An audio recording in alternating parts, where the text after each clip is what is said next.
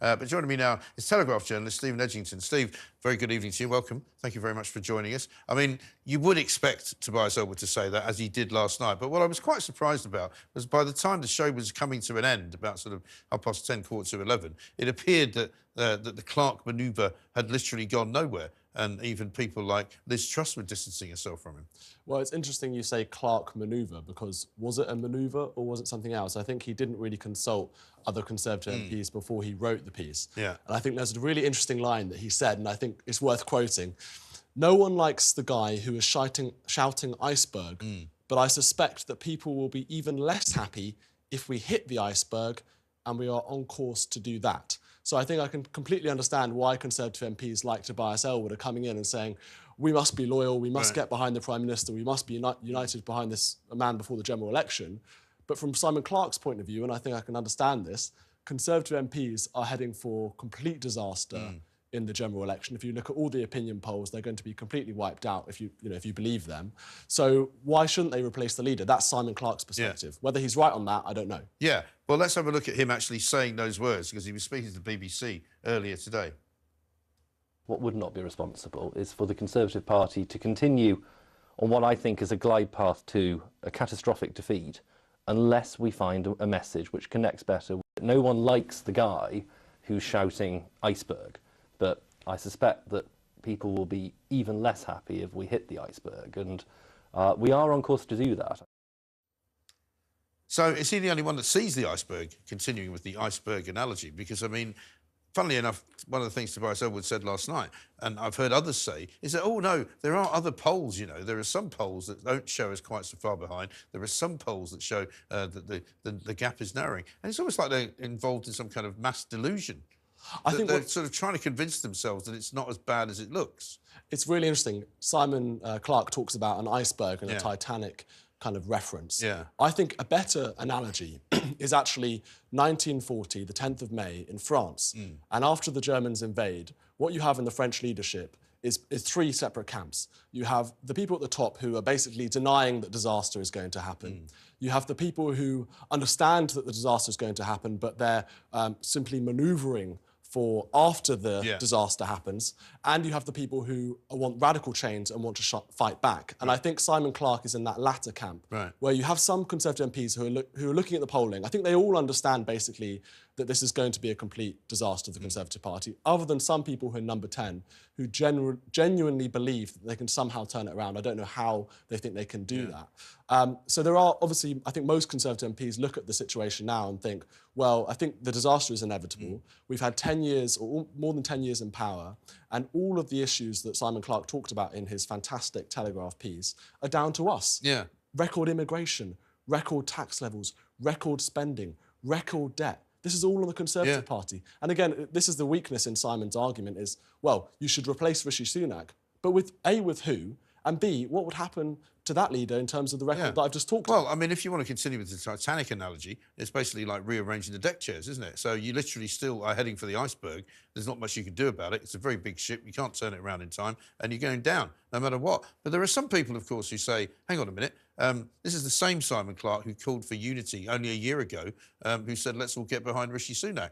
So has he had some kind of road to Damascus conversion? The thing that I found surprising was, as I say, knowing that he was supposed to be involved in this Popcon announcement next week, that I assumed when he wrote that piece for the Telegraph, he must have cleared it with them or said, you know, this is what I'm planning to do, what do you think? So that at least some of the MPs, which I thought to be in about 100 of them, who believe in this Conservative drive from more Conservative members of the Conservative Party to be Conservative, you would have thought that he would have had some of those on his side, but he seems to have none of them.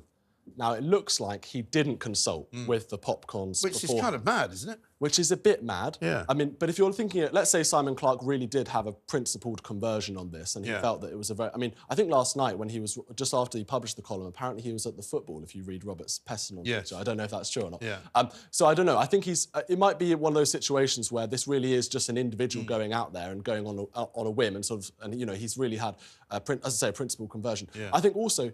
This whole thing is very political, isn't it? But actually, when you look at the issues facing the country, the issues that I mentioned, particularly things like the immigration levels to the UK, we're seeing huge amounts of illegal immigration this year. This year, it's happening right now. Yes. So I think it's understandable that I would hope that some Conservative MPs would look at the situation and say, we do need a radical change. What Rishi's doing is a complete disaster.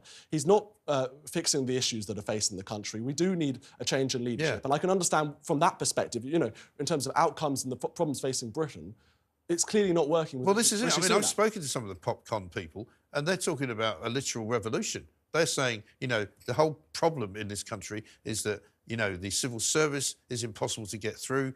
All of the kind of the creative brains behind the Tony Blair project of the Supreme Court have ruined the Parliament's ability to make laws properly. You know, the judiciary is holed below the waterline, full of lefties. You know, they're talking in these kind of terms that the only way to improve this country is to basically tear it all down and start again. I can completely understand that perspective, and I'm so sympathetic. And actually, this is... I don't disagree with any of that. Well, this is the independent republic of Mike Graham. It is. And I know that you would make a far better leader / dictator of Britain. I don't know. Trump talks about being a dictator. Well, there's some good things about being a benign dictator. I mean, sometimes offering people a choice isn't a good idea. I think that the situation we've got with our democracy at the moment, we do not live in a real democracy. No. As you say, the civil service, all of these institutions act independently of what ministers tell them to do in many cases. Although, having said all that, I think let's not abdicate the responsibility from the Conservative Party, from Conservative ministers, from Conservative MPs, who have had the chance over the last 14, 13 years to reform the state. They have had the chance and the ability and the opportunity to undo the reforms that Tony Blair enacted when he was Prime Minister. And they haven't done it. And they haven't done it. And they need to be honest about that. Yes. And I think that's why they are really heading for electoral And the defeat. problem is they've got people like Tobias Ellwood who probably don't want them to change those things, and that is part of the problem. But let's have a look, shall we, at what happened to Prime Minister's questions today to see whether indeed Rishi Sunak survived it, because it should have been an easy win for Keir Starmer. So was he surprised to see one of his own MPs say that he doesn't get what Britain needs and he's not listening to what people want?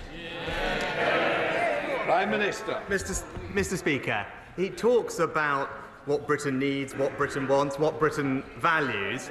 This from a man who takes the knee, Mr. Speaker, who wanted to abolish the monarchy, who still doesn't know what a woman is. I mean, he's got a point, hasn't he? I mean, Starmer still has a weakness, and he has many weaknesses. I mean, like his original attack this week based upon the fact that wokery is all in the minds of Tories, that they've somehow invented things to go to battle over because they want a culture war, when everybody knows that part of the problems that exist in this country are because we've got so much diversity and inclusivity and, you know, equity and all of these ludicrous kind of Stonewall-inspired rules that every company and every public service organisation has to run on. Well, we've just talked about how the Conservatives don't have the ability or the solutions to the huge problems facing Britain. And I think that, you know, you're very much right in that Keir Starmer equally does not have those solutions to the problems facing the country. Whether that, as you say, whether that's wokeism in various different institutions, including the National Trust. And I'm sorry, the National Trust is woke. Of course it is. We're not lying about this. I mean, Keir Starmer is completely gaslighting the British public on this whole issue, and this is what he's going to do when he's Prime Minister. So I'm not optimistic about Keir Starmer in government. I think he will do what the Conservatives have done, but probably 10%, maybe 15% worse or more than the Conservatives have done the last 14 years. So basically, expect more of the same, but a bit worse. Right. Is it likely that there's some group, as you were saying, like in that French situation in 1940, who think that they might be able to limit the damage, i.e., yes, we're going to lose the election, but it won't be a massive landslide, and therefore Labour won't be as powerful, they won't be able to do everything they want to do, will be able to limit their abilities, they'll have to get into bed with the SNP or something like that. So is that a possibility? I think there is a possibility that Labour, if they don't achieve a significant majority, that party is divided. And at the moment, they look united because they're heading into a general election, they're desperate for power. Normally, you know, the opposition party can quite easily do that. And when you're in government, suddenly all those divisions will come alive and sort of a light will be shone on them. So I think that, you know, I'll take a good example is on Gaza. So you've seen splits in the Labour Party on Keir Starmer's response to Gaza. And I think that you'll see much more of this when and if they get into government. And it will be harder for Keir to enact his policies because of these splits in the Labour Party that don't seem to be apparent now. Having said all that, the civil service is clearly on Keir Starmer's side. The BBC is clearly on Keir Starmer's side. Yeah. So Labour have huge institutional advantages, unlike the Conservative Party, because they have all of these massive kind of woke institutions and the so-called establishment basically politically on side. Yes, but it might be their own party that trips them up in that case.